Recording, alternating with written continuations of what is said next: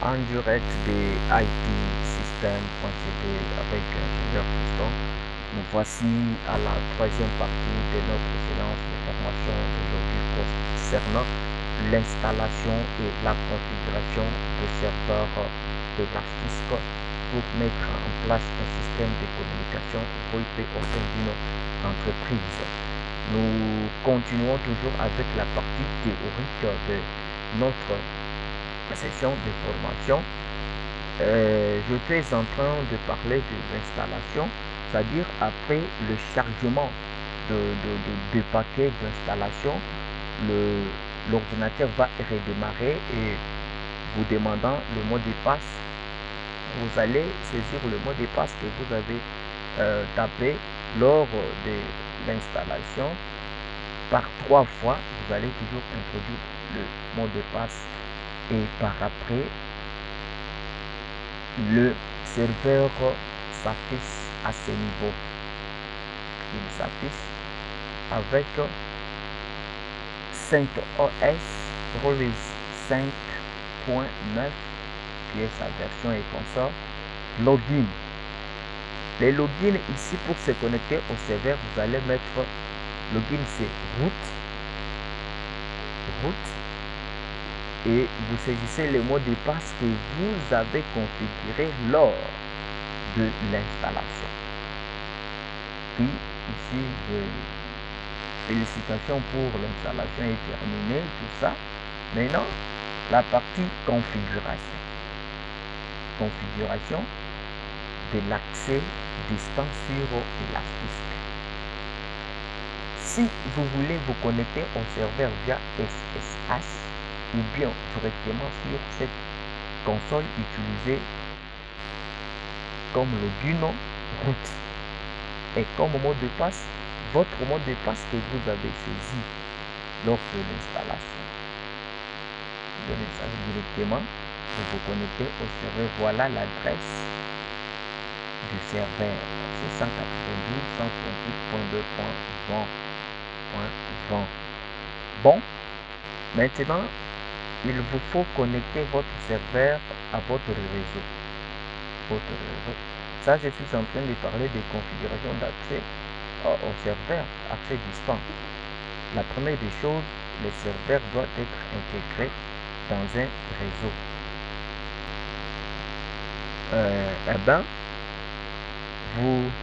Vous allez intégrer votre serveur dans votre réseau. Et il sera sur une même plage d'adresse que vos PC.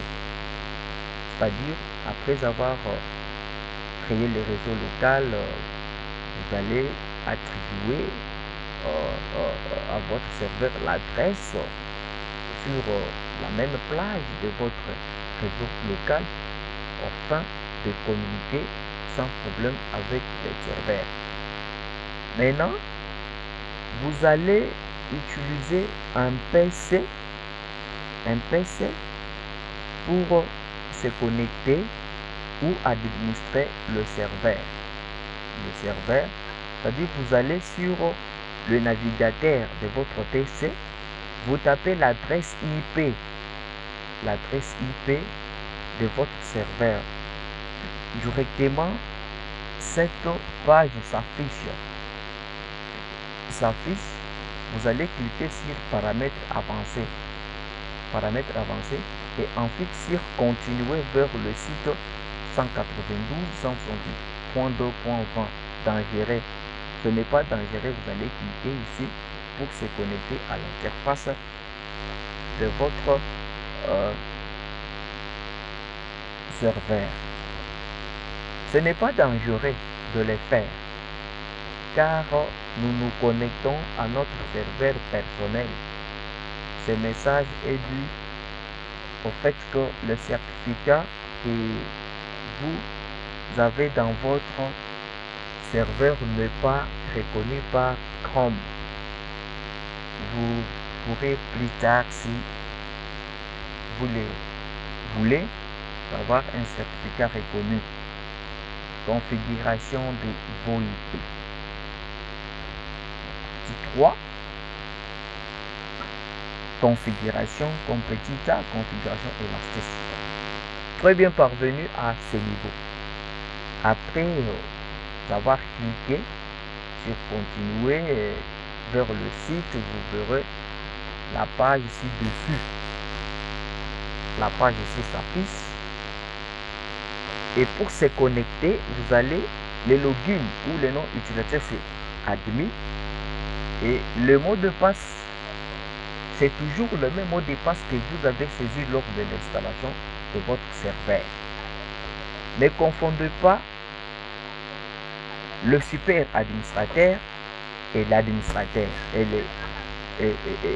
l'administrateur. Le super administrateur, c'est le root. Ça, c'est un login qui vous permet de vous connecter au serveur lorsque vous allumez votre serveur.